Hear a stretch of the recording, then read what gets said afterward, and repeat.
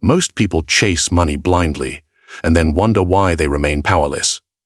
In this video, we expose the brutal truth. Wealth only serves the mind sharp enough to control it.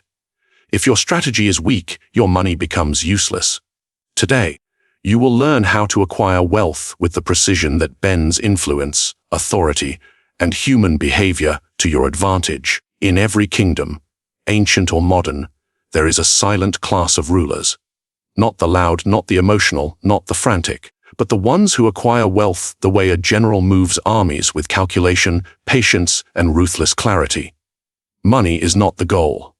Money is the lever, and only those who collect it with discipline and intent understand its true purpose, to command outcomes without lifting their voice, to shape the environment without begging for permission. Tonight, we descend into the psychology of strategic wealth. Not the superficial pursuit of riches, but the architecture of power that emerges when you gather resources with a cold, steady hand while others panic, desire, and fall apart. We begin with a truth most people fear to confront. Wealth is not merely a resource. It is a weapon. And like any weapon, its power depends not on its presence, but on the precision with which it is forged and wielded.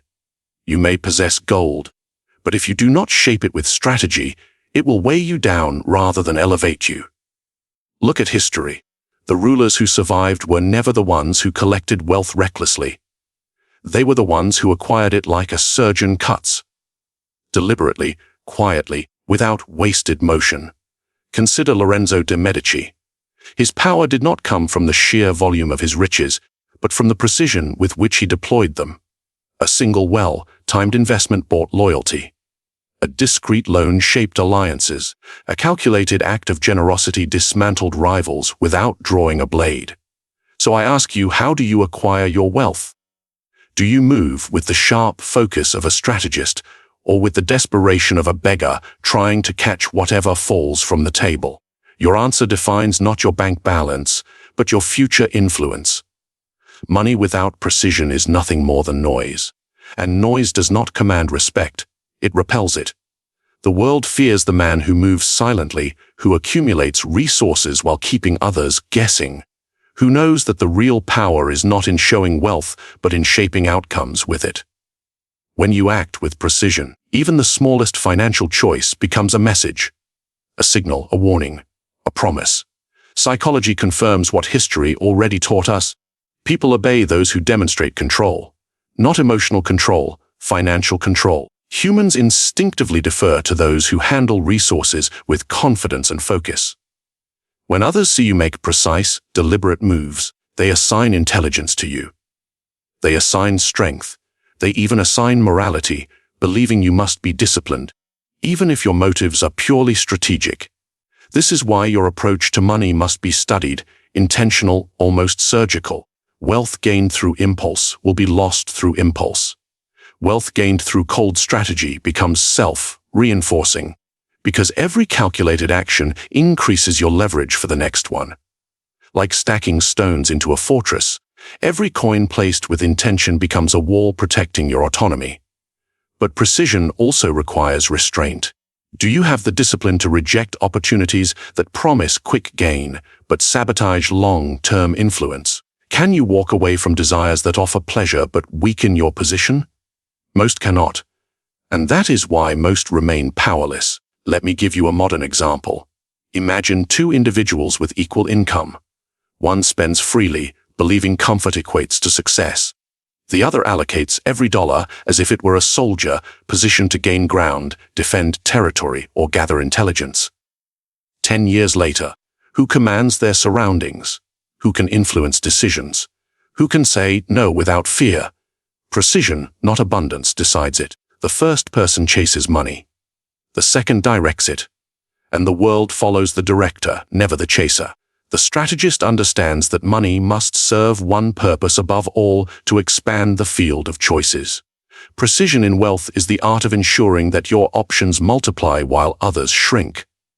When you move with this mindset, even small decisions, where you work, what you learn, who you associate with, become part of a larger, invisible campaign. Ask yourself, are your financial habits expanding your power or are they feeding your weaknesses? Do your purchases sharpen your future or dull your ambition? Every transaction whispers the truth about who you are becoming. When you begin acquiring wealth with precision, something remarkable happens. You stop reacting to the world, and the world starts reacting to you. People sense the difference, though they cannot explain it. They feel that your moves carry intention. They begin to watch you. Some admire you. Some envy you. Some fear you. All of them, however, respond to you. And that is the first step toward influence. But mastering the weapon of wealth is only the beginning.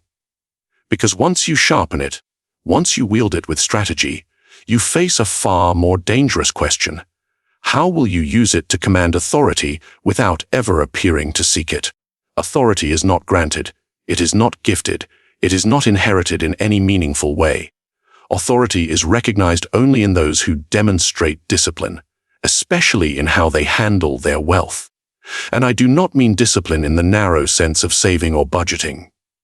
I mean the deeper, colder discipline of shaping your financial life into a weapon that commands respect without ever having to announce itself. Look at the rulers of history. The ones who held true authority were never the loudest or the richest. They were the most disciplined. Consider Augustus. He inherited chaos, not order. Yet through careful, restrained allocation of resources, paying soldiers on time, funding only the projects that strengthened his legitimacy, rewarding loyalty with surgical precision, he formed the foundation of an empire. His wealth was not merely possession, it was a tool of discipline, and that discipline made the world accept his authority long before he ever called himself emperor. Ask yourself, if someone were to examine your financial habits, would they see a ruler or a servant? Would they see someone driven by strategy or someone enslaved by impulses? Your discipline either amplifies your wealth into authority or reduces it into decoration. Most people do not understand this subtle transformation. They believe wealth alone creates power. But wealth without discipline is a house built on sand. It collapses at the first gust of pressure. The world watches your behavior long before it watches your balance. And when people see inconsistency, anxiety, or impulsiveness in your handling of resources, they instinctively conclude you are unfit to hold authority. Humans are primal in this way. They trust the person who seems least shaken by desire. They obey the one who is unmoved by impulses. They follow the one whose discipline suggests a mind governed by structure rather than chaos. This is why discipline is not merely moral. It is strategic. Imagine two leaders. One spends recklessly, trying to appear generous or powerful. The other allocates resources slowly, deliberately, with an almost unnerving calm. The first is admired briefly, envied perhaps, but never feared. The second is respected instinctively. People hesitate before crossing him. They assume he sees further than they do. Precision breeds mystique. Discipline breeds the aura of inevitability. This is the psychology you must master. When you demonstrate discipline with your wealth, you are signaling something far greater. You are signaling that your decisions are not made from weakness. You are showing that your mind governs your circumstances, rather than your circumstances governing your mind. This signal shapes how people treat you. They negotiate with more caution. They speak to you with more restraint. They seek your approval with greater care, because they sense that you cannot be swayed by trivial temptations, and that makes you dangerous. Let me give you a modern example. Picture someone who receives a large sum of money and immediately spends it on status symbols, entertainment, and social validation. People enjoy this person, laugh with them, take from them, but they never grant them authority. Why? Because their lack of discipline betrays a lack of control. Now picture another individual who earns the same amount but channels it into strengthening their position. They invest. They save strategically. They deny themselves pleasures that offer comfort but weaken resolve. They behave like a commander preparing for a long campaign. Which one is respected? Which one is obeyed? Which one is feared? Authority is rarely about appearance. It is about perceived internal order. Discipline is the essence of that order. When others witness your restraint, They assign to you a level of mastery they cannot fully comprehend. They believe you possess knowledge they do not. They assume you see consequences they overlook, and in their uncertainty they grant you authority willingly, even unconsciously. This is how leaders rise, quietly, calmly, through the disciplined handling of their resources. But here is the darker truth: discipline is not just about building authority. It is also a form of silent warfare. When you restrain yourself, you force others to reveal themselves, their weaknesses, their impulses, their greed, their fear. Your discipline becomes the mirror in which others expose their vulnerabilities. And once you see those vulnerabilities, you gain the advantage. But discipline alone is not enough. Because there is a more subtle, more dangerous force you must learn to wield: the power to control the flow of wealth itself, yours and theirs. That is where true influence begins. Control the flow of money, and you control the flow of people. It has always been this way. From ancient courts to modern corporations, influence belongs not to the richest man, but to the one who decides where wealth moves. Because humans, for all their pride and illusions, follow resources the way soldiers follow rations: quietly, obediently, and without question. Ask yourself who truly holds power in your world. Is it the person with the highest income, or the one who determines who gets paid, when they get paid, and what price must be paid in return? Power hides in that difference. In Renaissance courts, the greatest manipulators did not parade their riches. They controlled the purse strings of others. A duke could appear formidable in armor, but the merchant who financed his next campaign directed his decisions from behind closed doors. The man who controls the flow is the man who shapes the behavior of everyone thirsty for it. You've seen this dynamic in your own life, though perhaps you didn't recognize it. Think about the colleague who never raises their voice, yet somehow everyone listens when they speak. Why? Because they provide access to information, opportunities, or resources. Their power is not loud. It is structural. It sits beneath the surface, governing movement like an unseen current. To control people, you do not need to dominate them. You only need to direct the channels through which their desires flow. Most people live in a constant state of financial hunger. Even those with money cling to it anxiously, fearing loss more than they desire gain. This fear shapes them, predicts them, weakens them, and this weakness is precisely what a strategist exploits. Let me give you a clear example. Imagine an employer who pays generously, but unpredictably. His workers admire him, but they never feel safe. Now imagine another employer who pays modestly, but always on time, always in exact amounts, always with clear expectations. His workers respect him more, they follow him more willingly. Why? Because consistency creates psychological submission. The flow is predictable, and predictable flows make people loyal. Control the flow, control the emotion. Control the emotion, control the person. This is the silent architecture of influence. But the true strategist goes further. They do not merely manage their own flow, they subtly influence the flows of others. They recommend where people should invest. They suggest what to prioritize. They steer attention, redirect ambition, and channel energy. The people believe the advice came from trust, but a strategist knows it came from leverage. Have you ever noticed how people act differently around someone who can open doors for them? They become cautious with their words. They measure their tone. They soften their demands. Even without direct commands, the person who controls opportunity controls behavior. This is not charisma. This is economic gravity. In history, this principle toppled kingdoms. When bankers refused to fund a king's war, the war did not happen. When merchants redirected trade routes, entire regions rose and fell.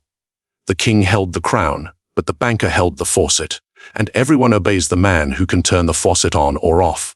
Now turn your attention inward. Do you control any flow? Do you influence where money moves around you? Or are you simply a consumer reacting to forces larger than yourself? Your power grows the moment you shift from being a receiver of flows to an architect of them. And you don't need vast wealth to begin. Influence starts small. You can control the flow of knowledge. The flow of favors, the flow of opportunities, the flow of introductions, all forms of currency that people crave. When you become the gatekeeper, even subtly, others begin to behave differently in your presence. People respect what they depend on. People obey what they fear losing. This is the psychological root of economic power. But understand this, the strategist never weaponizes the flow openly. Open threats create rebellion. Quiet redirection creates compliance. When someone realizes they need you, not because you demanded it, but because life moves more smoothly through you, that is when true influence begins. And once you master this skill, once you shape the movement of resources like a hidden river beneath the earth, you enter a new realm of power, a realm where people follow your decisions before you even voice them. But controlling the flow is only the beginning. There is a darker, sharper tool waiting, one that bends others not through abundance, but through the illusion of scarcity. Human nature bends under scarcity far faster than it bends under abundance. When people sense that something is limited, your time, your attention, your approval, your wealth, they change. Their tone softens. Their demands shrink. Their obedience rises. Scarcity is not merely an economic force. It is a psychological chain that tightens around the mind. This is why the strategist does not flaunt wealth. He withholds it. Not out of fear, but out of intention. Because those who understand power know that humans chase what they cannot easily have. They admire what remains slightly out of reach, and they obey the one who controls the gate between desire and fulfillment. Think back to the courts of Florence. The rulers who survived were not the ones who displayed gold on every wall. They were the ones who gifted it selectively, sparingly, forcing every courtier to wonder where favor would fall next. A single coin given at the right moment created more loyalty than 1,000 coins scattered without discipline. Scarcity breeds gratitude. Abundance breeds entitlement. Now consider your own life. How often do you give too much? Too quickly, too easily? Do others receive your time without earning it? Do they access your skills, resources, or attention without consequence? If so, you have inverted the natural order of power. By giving freely, you have made yourself common. And the common man is never feared, never respected, and rarely obeyed. The strategist understands the opposite. When you withhold, you create leverage. Let me offer a psychological truth. Humans are wired to overvalue what they perceive as rare. The less accessible you are, the more desirable your presence becomes. The less often you say yes, the more meaningful your yes becomes. Scarcity generates emotional intensity. It creates anticipation. It amplifies your influence without requiring you to raise your voice. The powerful use this mechanism quietly. A modern example. Consider a manager who constantly says yes to requests, stays late every night, solves every problem, and makes himself endlessly available. His team appreciates him, but they do not fear losing him. His abundance weakens him. Now compare him to the manager who offers support selectively, whose time is guarded, whose approval must be earned. His team prepares better before approaching him. They speak carefully. They treat his words like currency. Why? Because his scarcity elevates his value. Power does not come from how much you offer. It comes from how little you must offer to command respect. The same applies to wealth. A person who spends aimlessly communicates neediness for validation, attention, or recognition. But a person who withholds spending, who displays restraint, who chooses carefully when and where to deploy their resources, communicates something different: control, and control is the essence of influence. In every era, rulers have understood this. Roman emperors staged famine relief not simply to feed the masses, but to establish dominance. When people received grain from the emperor's hand, they were reminded that survival flowed through him. Scarcity, followed by selective generosity, bound entire populations to their ruler. You may think such manipulation belongs only to empires, but it unfolds in your everyday life far more often than you realize. When you deny immediate gratification, you become stronger. When you delay responses, people become more eager. When you reduce access, people increase effort. The less available you are, the more you are pursued. There is a strategic elegance in scarcity. It forces others to recalibrate their behavior around you. They wait longer. They think harder. They treat you with the caution reserved for someone who holds something vital. Because in their eyes you do. But let me give you a warning. Scarcity must be intentional, not resentful. Withholding out of bitterness is weakness. Withholding out of strategy is power. You must decide who earns access, who earns time, who earns resources. When you withhold indiscriminately, you create confusion. When you withhold selectively, you create hierarchy. And hierarchy is the foundation upon which influence grows. But scarcity is only one side of the blade.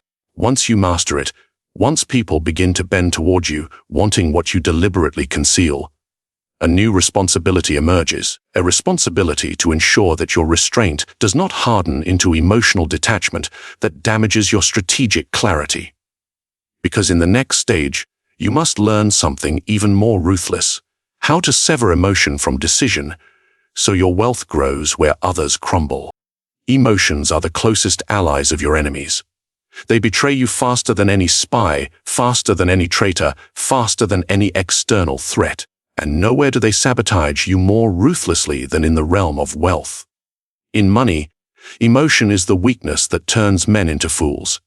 Fools who chase fleeting pleasures, fall to impulsive decisions, and ruin themselves while believing they are acting in their own interest. You must ask yourself, do you govern your emotions, or do your emotions govern you? The strategist knows the answer determines who lives with power and who lives in servitude. Consider the downfall of so many nobles in medieval courts, not because they lacked gold, but because they lacked distance. They gambled fortunes trying to impress rivals. They spent lavishly to soothe insecurity or display vanity.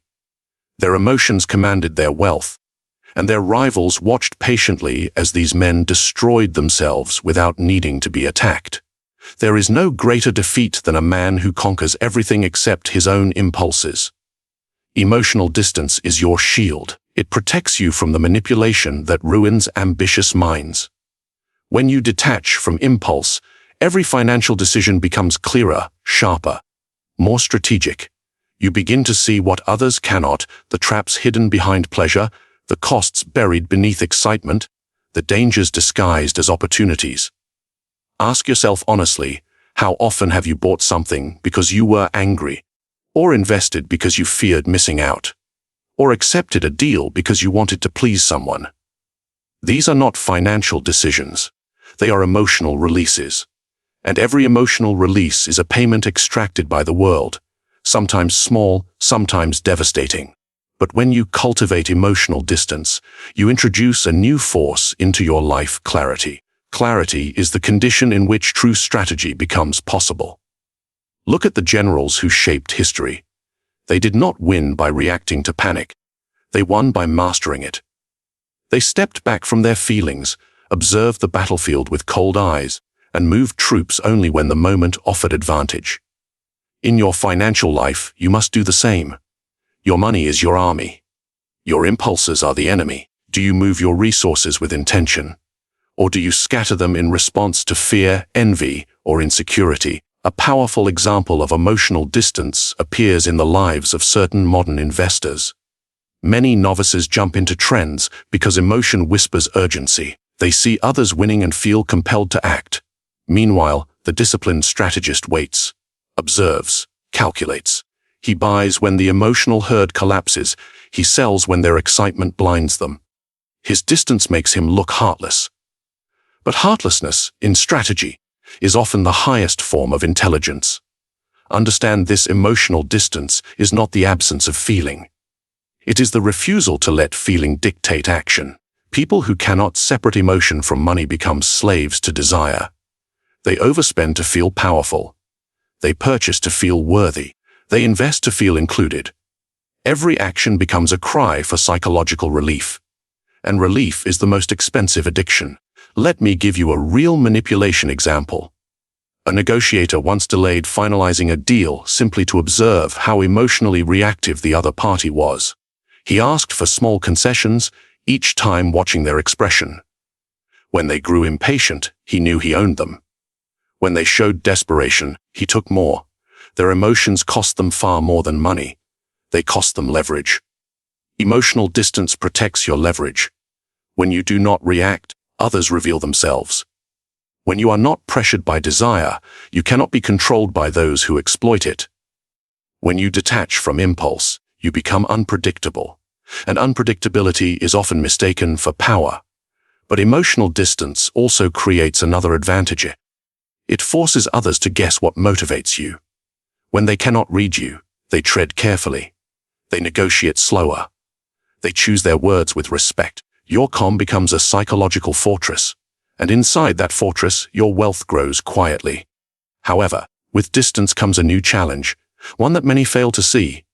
If you detach too far, you risk isolating yourself from the very opportunities that strengthen your position. The strategist must be cold, but not frozen. Detached, but not absent. Clear-minded, but still capable of decisive action. This is the delicate balance you must master, because the next stage requires a shift even sharper than emotional distance. A shift from guarding wealth to transforming it into a force that shapes the world around you. And that leads to the final, most dangerous question: will your wealth serve comfort, or will it serve power? Most people believe wealth is the destination. They imagine a moment where money finally buys them peace, admiration, or comfort. But those who rise to true power understand a far colder truth: wealth is not the end. Wealth is the beginning, the foundation upon which strategy, influence, and domination are built.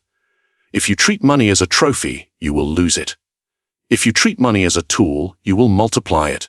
But if you treat money as a force, one capable of shaping behavior, commanding loyalty, and restructuring the world around you, then you enter a realm most people never even glimpse. Ask yourself, what does your wealth serve? Your comfort, or your long-term influence? The difference defines the fate of nations, families, empires, and individuals. History is full of men who gained wealth but never learned to weaponize it. They drowned in luxury, confused indulgence with power. Kings who built palaces instead of alliances. Merchants who displayed gold instead of directing it. Generals who took spoils but failed to invest in intelligence, supply chains, or loyalty. These men were wealthy, but they were not powerful, because power emerges not from possession, but from purposeful deployment. Consider the Venetian Republic. Its wealth did not sit idle in vaults. It was transformed deliberately into fleets, spies, trade monopolies, and diplomatic leverage. Venice understood that wealth must flow, must shape movements, must influence decisions. Gold was simply the beginning. What mattered was how that gold altered the behavior of others. You must think the same way. Your money should extend your influence beyond your physical presence. It should speak when you are silent. It should move when you stand still. It should open doors before you reach them. Wealth that merely sits in your account is asleep. Wealth that shapes your environment is alive. Let me give you a modern example. There are two kinds of successful individuals. First uses wealth for comfort: cars, status symbols, expensive distractions. These purchases sedate him, weaken him, make him dependent on external validation. His money makes him visible, but not influential. The second uses wealth to alter his terrain. He invests in skills, networks, and structures that reduce friction in his life. He purchases time instead of toys. He builds connections instead of collections. Every dollar he spends increases his strategic advantage. His money is invisible, but his influence is not. Which one do you resemble? The seductive trap of comfort is subtle.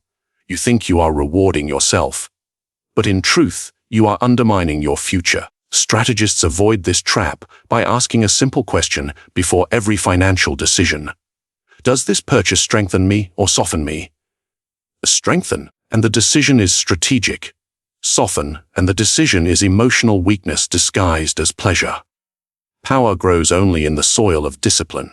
There is another dimension you must understand. Wealth can extend your reach where your presence cannot. You can support allies, weaken rivals, direct attention, create opportunities, or deny them, all without lifting a finger.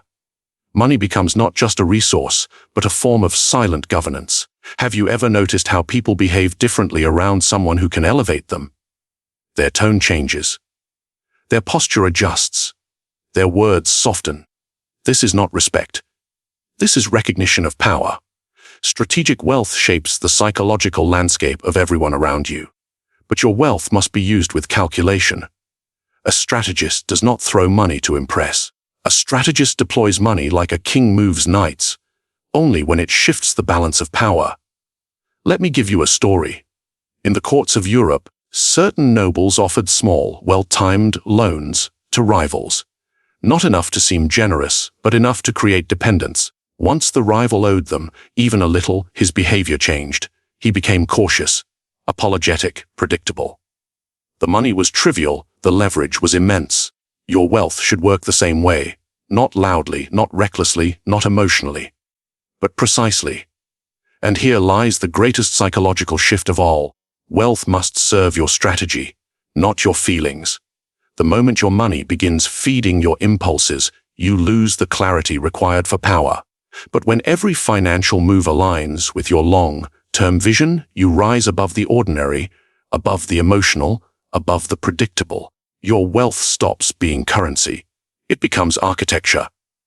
A structure of influence that surrounds you, protects you, and extends beyond your reach. But even this is not the final step. Because once wealth serves strategy, a more dangerous question emerges. How will you create a world where others act in your interest, without ever realizing it? In the end, understand this: the greatest power is not taken by force. It is planted quietly in the minds of others, and allowed to grow as if it were their own idea. Control that is visible invites rebellion. Control that is invisible becomes loyalty. When people believe they are acting on their own will, they never question the hand guiding them. They defend it. They justify it. They obey it without realizing they are obeying. And this is the true art: to shape the thoughts of others while appearing uninvolved. To move a crowd without lifting a finger. To build influence without ever announcing authority. Ask yourself, how often have you been steered without noticing? How many of your choices were truly yours? If you wish to master this craft, you must learn to see the invisible strings before you pull them. Now tell me your thoughts below. Your perspective reveals more about your mind than you think. Subscribe for more strategies, the powerful hope you never understand. Share this video with someone who believes they cannot be influenced. And watch how quickly their certainty fades.